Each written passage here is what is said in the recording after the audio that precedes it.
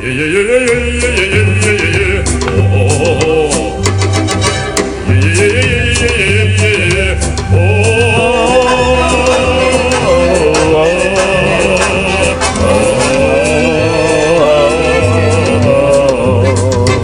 Hello everybody, welcome to the Laughing Leo meme project. This is worth 100 points. Let me tell you all about it. The concepts that I want you to learn is proportion and color matching. So when you look at a Photoshop image that's been photoshopped, a lot of times you notice something's off. Something's off about it. It's usually because of the proportion of the composite image of something they brought in another layer, or the color matching's off. And so you can see what the definitions are right there. The objectives that I want you guys to do are to create 4 original, unique meme head composites using a Laughing Leo head. Use an iconic photograph or moment in pop culture or history as your base photo. So this will hopefully help you learn about history and pop culture. And then I want you to analyze and synthesize color profiles using the image adjustments tab that can be found in Photoshop or Photopea. So you can use Photopea for this. Photoshop's better, in my opinion, but Photopea is free. So here are the base photos, and you can see how the Laughing Leo head has been put in and matched to the color right there. And I'll show you different ways you can do that. The requirements are, besides creating the 4 original unique Laughing Leo composites, that one of the 4 created that you turn in must be a black and white photograph moment, and at least 2 of the 4 composites must be a color photograph moment. So you can do 2 black and white and 2 color, or 3 color and 1 black and white.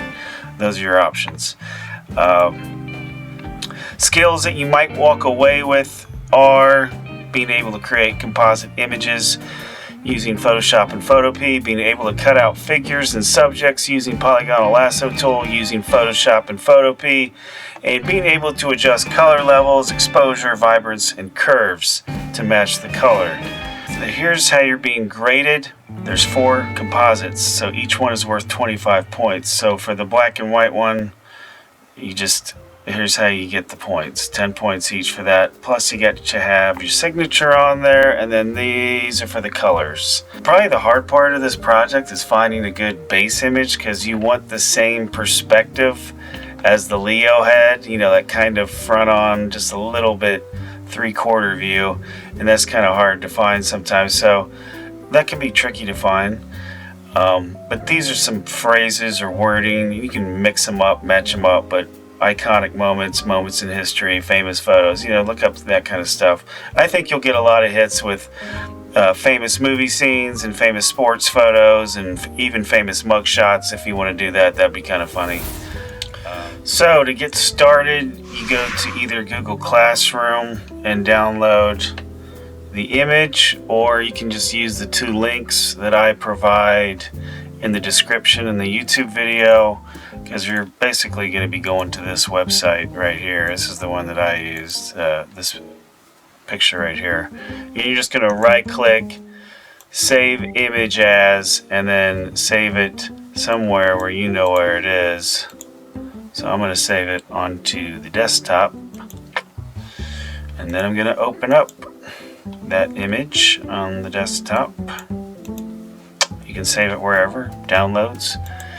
Anyways, I'm going to open it up, and here is what we're going to do. We're going to cut around the face and make a copy of that. So we're going to use one of my favorite tools ever, and that is the Polygonal Lasso tool. You might have to hold your mouse button down on one of these to bring up the sub menu. That way you can see all these. And if you know, it's got a sub menu, it's got these little these little triangles in the corner of the boxes here. And if you just hold your mouse button down, it opens up other stuff. So anyways, if you can't find it, it's because you just gotta be patient. So this is the tool we're going to use, and actually before I use the tool, I'm going to zoom in just a little bit. So I like to be about this zoomed in when I use the selection tool, and I'm using a mouse. I know a lot of you people like to use a finger pad. I prefer a mouse. I just feel I have better control. Anyways, I'm going to start right here. I'm just going to click once right there at the edge of his hair. Notice I went a little bit on the inside. That way you don't have that fringe. So I'm going to stay a little bit on the inside of the outside, if that makes sense, of his outline as I go around his features. And as I get closer to his face, he's got the beard. And a little shortcut that I might have taught you earlier is if you hold down the space bar on your keyboard, a little hand pops up. Here's my mouse. That way I can stay zoomed in, and I just click and move up here so I can see, see better. And then when I let go of the space bar, I go back to my Polygonal Lasso tool. Anyways, I'm going to select around his little goatee right here. You kind of want to, you don't want it to be perfect. You want it to be a little bit, like it's hair. And I want to keep that right there. And then when I get right to the hair, I'm going to hold down the space bar. And again, I'm going to be a little bit on the inside. I'm not hitting that yellow of the background. It's up to you whether you want to put this stray hair in. I'm not. I'm just going to keep going. Hold down the space bar and go up here. Just click, click, clickety click. If you click too fast, you will connect the circuit, and you don't want to do that. So I want to go nice control. Then when you get back to the original one, you want to double click, and then that completes the selection. Now the next thing you want to do is, you've got your selection. Let's just make a new copy of that. We have a selection of that. So let's go to Layer, New, Layer via Copy. And there's your head right there. You can turn this off. There's your head. View fit on screen. Whoop, we're ready to go. So let's get our first photo. We're going to go to File, Open, and go where you saved it. I'm going to let's use this one, Kurt Cobain. Alright, so I'm going to drag this down like this. Go back to this one so you can see both of these tabs are down. They're not up at the top. And I'm just going to simply drag this into there and let go. So I don't need this anymore. So I'm just going to minimize that. Before you minimize it or accidentally close it, I would actually save it. So go to File, Save As, on your computer, somewhere where you know where it is. I would do desktop or downloads, and then just save it as Leo Laughing or something to that effect. Make sure it's a PSD and hit save. Hit OK, and then minimize that. Now we need to edit, free transform this layer because it's way too big. So edit, free transform, or you can learn the shortcut. The shortcut is Control T, people. Learn Control T. That will save you so much time so you don't have to go up here every time. So edit, free transform is Control T. Anyways, Control T. I'm going to make this smaller, and here's where you got to decide, okay, do I need to tilt it? Looks like I do. His head's tilted. So you can tilt it this way or that way, but I think first we need to actually flip it. So if you want to flip it, here's what I'm talking about. Let's just duplicate this layer. You don't have to do this, but I'm going to show you. Duplicate, okay, edit, transform, flip horizontal. And so let's compare which two is more closer to his. I would say this one is, because he's got more of this showing like him and less of that. So I would say this view. So I don't need this one anymore. So backspace. But this one is still way, way, way too big. So edit, free transform. Let's make it smaller so it just barely covers his head like that. And it looks like we have some stray hairs to deal with, which is okay, that's fine. We will handle that. Do we need to tilt it at all? Let's look. Maybe just a hair this way. And then put it about there. Don't worry about the stray hairs. I'll show you how to get rid of those. So we're going to put it right there. To get rid of that box, just hit enter on your keyboard or just hit another tool. Now I'm going to turn this layer off just for a second and see what I need to get rid of, and that is this stuff up here and this stuff right here. I think this stuff's okay. So I'm going to zoom in the top part, and now this is if you have a photo that's like this where you have stray hairs. This is what you need to do. So I'm going to turn off this layer. I just need to get rid of this top part. So I'm on this layer right here. I'm going to use this tool. It's called the patch tool. So locate it. It might be underneath a band-aid. Locate the patch tool. It looks like a patch. I'm just going to select a little bit of this. And now you can do two things. You can either drag it to a clean area like this. Sometimes it works, sometimes it doesn't. It just blurred it. Or you can go edit, fill, and change that to content aware and see what that does. That didn't do what I wanted, so I'm just going to leave it like that. Or you could, I mean, there's 8,000 ways to do this. You can actually use the clone stamp, and then here's how the clone stamp works.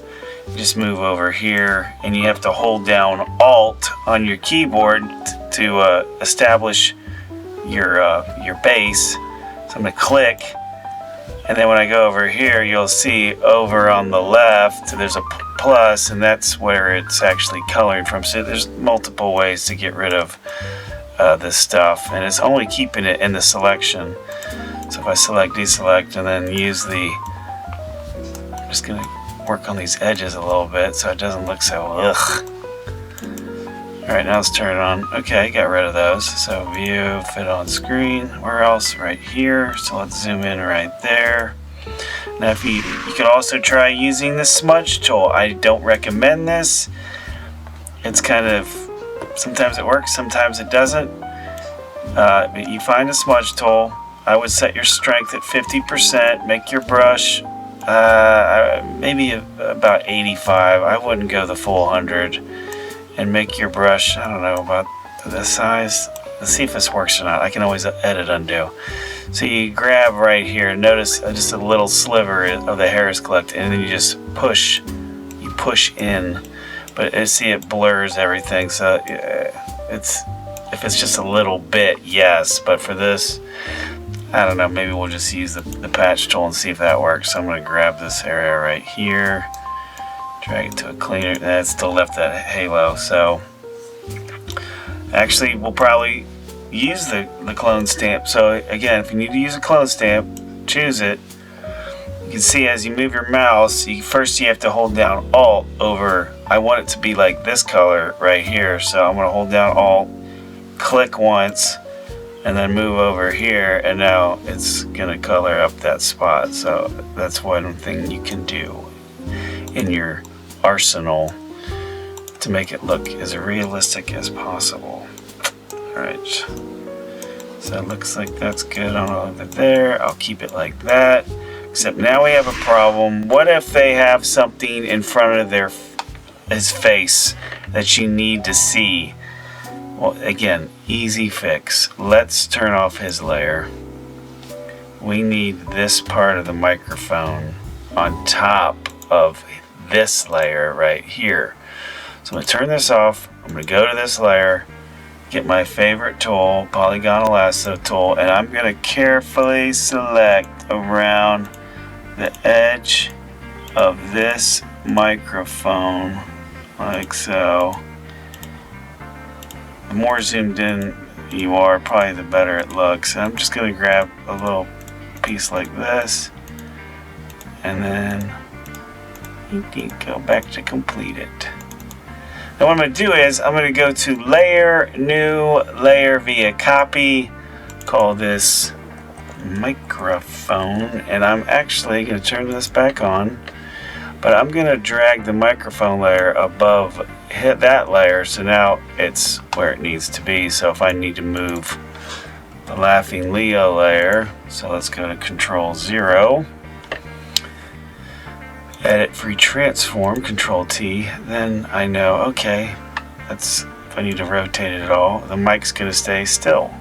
It's on top, so I'm going to leave it just like that. Now it's time to match the color. You'll notice Leo is very, very orange compared to the original photo of Kurt Cobain, which is very, very kind of olive colored skin. So here's where I want you to experiment. This is where you learn by experimenting. So you need to go to Image, Adjustments. This is a huge thing in Photoshop. Learn all these, try to, just experiment with them. The ones I'm going to show you today are hue and saturation, vibrance, exposure, curves, and color balance. So right now let's try color balance first. So we'll go to color balance, and it brings up this, and you want to kind of move this white tab over so you can see what you're working with and see the skin at the same time. So let's see, if we go blue, it looks like it adds more yellow, and that's a good thing because we kind of want more blue. If we go this way, it adds more red. If we go this way, it adds more green. So we don't need as much red, we need more blue. So I'm going to go more blue. We don't need more pink, we actually need probably where it is in the middle. And as far as yellow, if we go this way, way too blue. We go this way, looks like we're getting a little bit closer to that yellow that we need, but it's still, you kind of got to tweak these as you go. And that's where it kind of gets a little rough with the color balance because you're only so limited with 3 colors. So I'm going to go ahead and hit OK because it's getting closer. Now we go to Image, Adjustments, and go to Hue Saturation. Again, move this over, and here's where you can actually go like way red. That's Violet Beauregard purple. So we kind of want to just go a little bit more towards the yellow, and then turn the saturation down. That also helps because sometimes it's too saturated and you need to turn it down a little bit to match the original photo. And it looks like we're getting very close now, and you can still go dark or light. I don't think we need to really mess with that. We just need to leave that at where it was. Maybe was that 0? There we go. We're getting closer, so hit OK. Now the thing I don't like about this is there's still that really hard outline around him.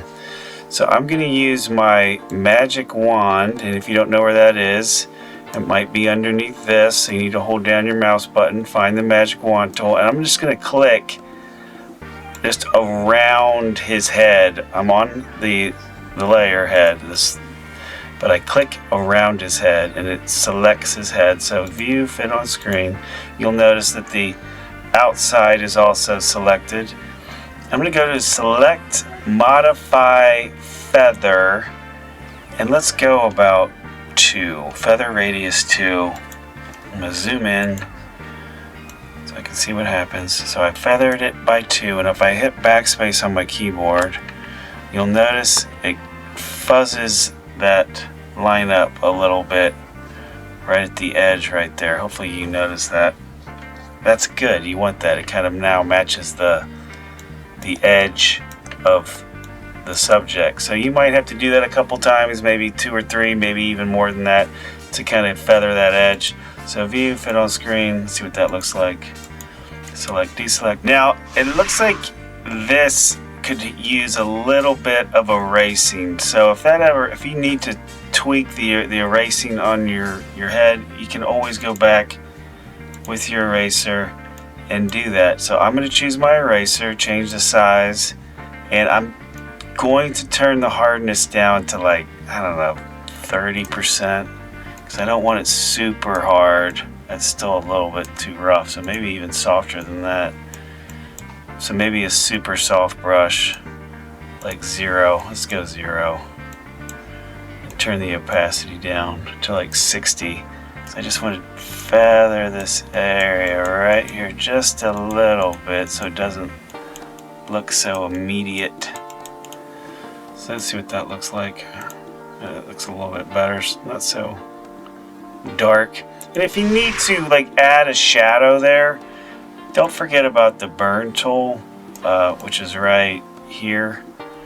Burn tool is always good. If you're going to use a burn tool though, make sure, I would strongly suggest your hardness is always at 0 and your exposure is, I don't know, not so, I wouldn't go 50 because it's better, you can always get a little bit darker. So if so you can see it getting a little darker as I add a shadow under there. And notice that's not going on his layer, it's going on Kurt Cobain's layer just to match the shadow of where looks like it would be. So don't overdo it, because I've seen people overdo it too. So now, hey, it looks pretty good.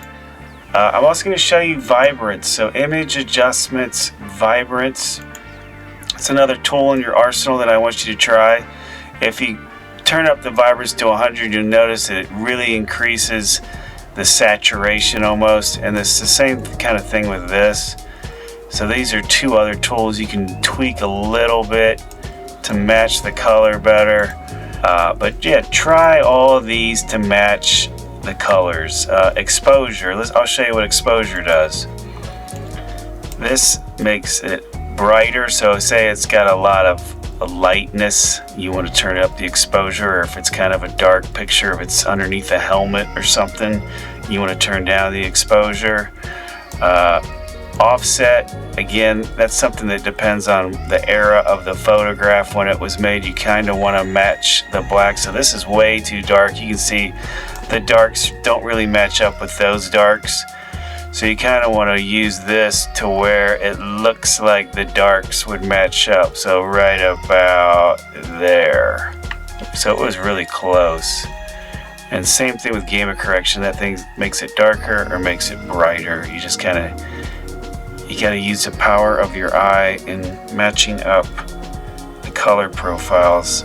So that's way too bright. I need to make it a little bit darker. So that's another thing you can use, is the exposure. Curves, this is kind of tricky. If you want to mess with curves, you have this straight line right here, and you kind of want a gentle curve. So if you pull this down, you'll notice it gets darker. And this is where you have a little bit more control. Say you want to go just a little bit darker. And then if you want your lights to go lighter, you grab right here before it leaves the plane of whatever your curve is. And you kind of want to go up like that to match the highlights that you see, like saying his hand right there. So I would say like right about there. So these are some things you can also mess around with. You can get really, really good at this and fool people. So I would say this is actually pretty close to the original one. And again, if you want to see how far you come, just open up your original ahead and see what that looks like.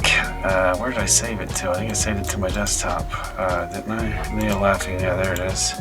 So you can say you went from this color to that color. So that's how you do a color photograph. First you need to put a signature on it though.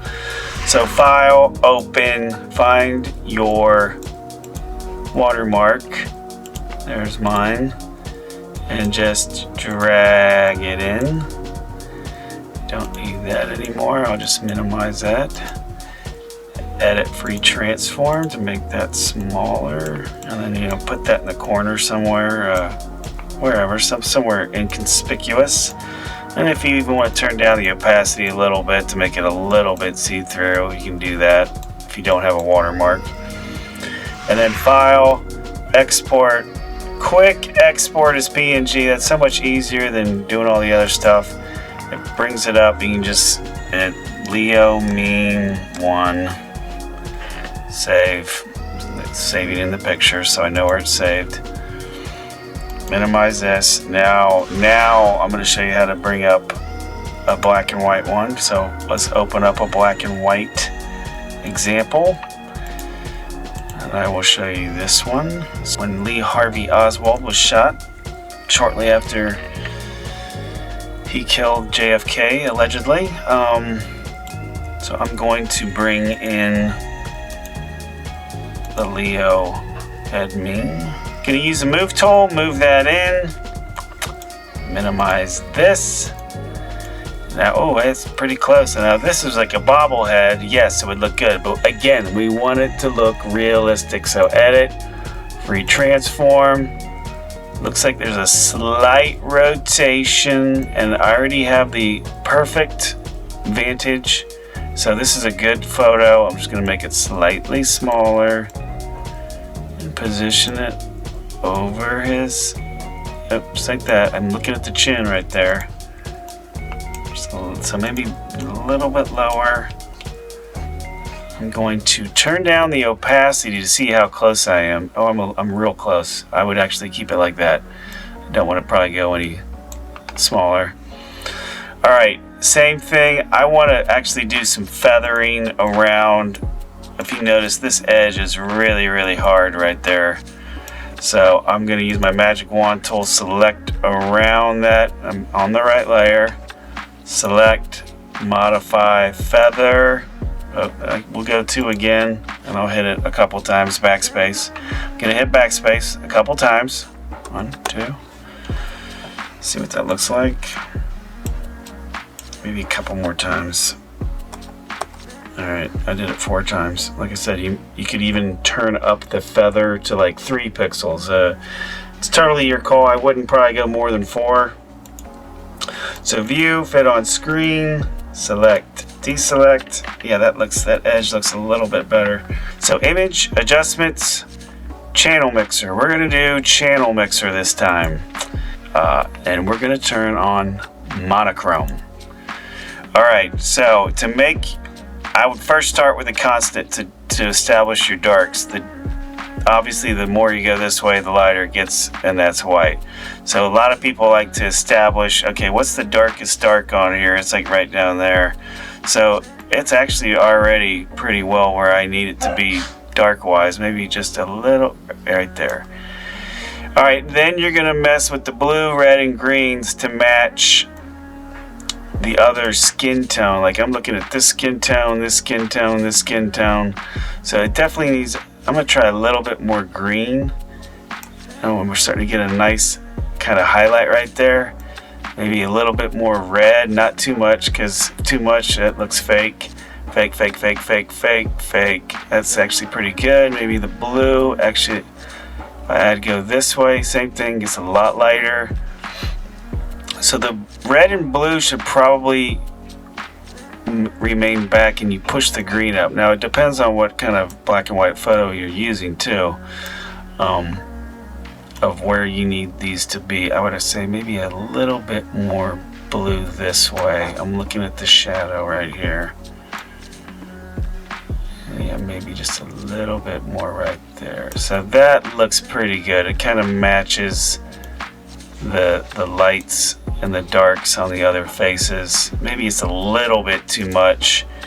So I'm gonna try the exposure and see if I can get some of those grays out. I don't want to do that. So the offset was good. If I go this way, it's too dark. Looks like I can. You don't want to go this way. So again, it's just playing it by your eye and trying to match the color. Oh, maybe it's a gamer correction. There we go. I'll add a little bit more of that. So that's what I got. I got a slight curve right there. So once you get this where you like it, and if you need to do any burning, like on the background, maybe just a little bit right here and like right in there, so it doesn't look so fake. I mean, that's how you get good. You just gotta pay attention to the details. Now if you want to kind of match the same kind of texture in the background, you can also play around with the noise. And here's how you do that. You go to filter, noise, add noise, and then you can see, oh, I'm on the wrong layer. Filter, noise, add noise, and here is where you can add that kind of noise to match the noise in the background picture, because I know with black and white photographs there's always some kind of noise, so you might have to add just a little bit of noise to match the noise of the background. So I'm zoomed in a little bit. You see what I mean? It's got that kind of like, I don't know. And if I zoom out, it looks more like it's part of the original photograph. So view, fit on screen. So don't forget about noise if you need to add noise. And that works for color photographs as well. So the last step, file, open, find your signature, open it up, use the move tool, drag it in, let go. I'm gonna make that smaller, edit, free transform, put it down here. I like to make it the opacity of whatever my age is, so I'm 46, so 46%. So I'm gonna close this, file, export, quick export as PNG, say this as Leo Meme 2. So now you know how to do a color photograph, and now you know how to do a black and white. So hopefully this can start your journey down making composite images or memes or whatever you want to do. Hopefully it's something that you enjoy. Obviously, when you get done with all four, you're going to submit those on Google Classroom if you're a student of mine. Otherwise, it's been a joy creating with you, and may you have a very blessed day.